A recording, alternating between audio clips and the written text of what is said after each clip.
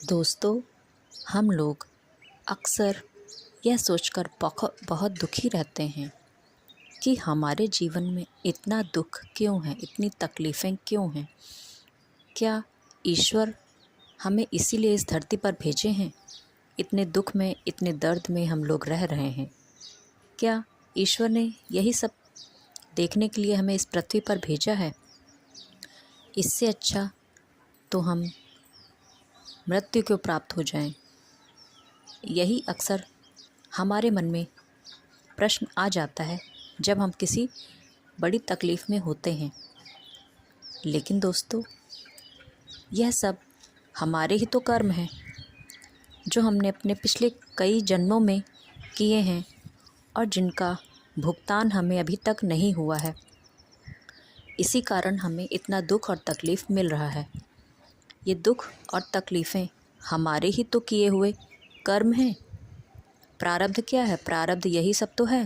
प्रारब्ध हमारे द्वारा किए गए शुभ और अशुभ कार्यों का लेखा जोखा ही तो है, जो हमने पहले कभी कर रखे हैं और जिनका हमने अभी तक भुगतान नहीं किया है। दोस्तों, प्रारब्ध को काटना बहुत आवश्यक है सभी के लिए, क्योंकि जब तक हमारा प्रारब्ध नहीं कटेगा तब तक इस जीवन और मृत्यु से हमें कभी छुटकारा नहीं मिलेगा और हम इस पृथ्वी पर बार बार आते रहेंगे और बार बार इन दुख और तकलीफ़ों को सहना पड़ेगा।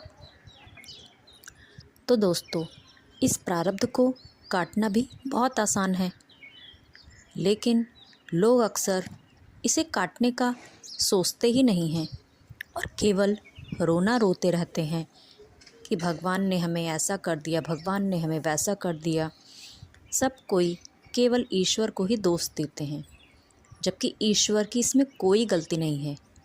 ईश्वर तो आपको इस पृथ्वी पर अपना जीवन अच्छे तरीके से जीने के लिए भेज रहे हैं, लेकिन आप लोग अपने गलत आचरण से दूसरों को दुख देकर अपने प्रारब्ध को खराब कर लेते हैं और फिर जब ईश्वर उसका भुगतान आपको करवाते हैं, फिर आप ईश्वर को ही दोषी ठहराते हैं।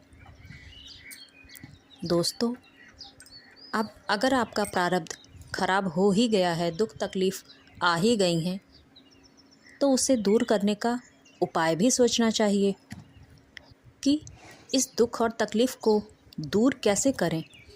मान लीजिए आपको कोई बड़ी बीमारी हो गई है या कोई बहुत बड़ा दुख हो गया है, तो उसे दूर करने का आसान उपाय भी तो है।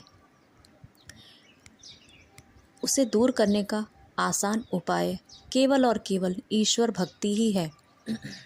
ईश्वर भक्ति के द्वारा बहुत सारे पाप कर्मों को काटा जा सकता है, उसके प्रभाव को बहुत ही कम किया जा सकता है।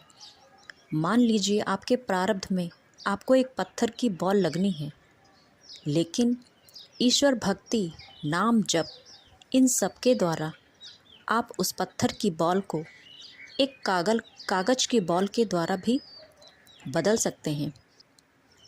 पत्थर की बॉल से जितना आपको तकलीफ़ होगी लगने से, उससे कहीं कम तकलीफ़ आपको एक कागज़ की बॉल लगने से होगी। दोस्तों, अपने दुख, तकलीफ़, दर्द को कम करने का यही सर्वोत्तम उपाय है। ईश्वर ने भी हमें यहाँ इसीलिए भेजा है कि हम अपने कर्मों के साथ साथ ईश्वर भक्ति को भूलें नहीं। आपके पास जितना समय है, जितना सामर्थ्य है, उस हिसाब से आप ईश्वर भक्ति कर सकते हैं और अपने दुखों को, तकलीफ़ों को दूर कर सकते हैं। ईश्वर आपके सभी प्रारब्ध को धीरे धीरे कम कर देंगे और अंत में सब कुछ समाप्त भी कर सकते हैं। दोस्तों, ईश्वर के नाम जप में बहुत शक्ति है। इसके द्वारा बड़े बड़े महात्मा ने कितनी सिद्धियां प्राप्त कर रखी हैं। तो आप ईश्वर भक्ति करिए और नाम जप करते रहिए। और इसके साथ साथ अपने कर्मों को भी भूलिए मत। उनके साथ साथ आप ईश्वर भक्ति में मन लगाइए और देखिए फिर आपके दुख कैसे कट जाते हैं। ओम नमः शिवाय।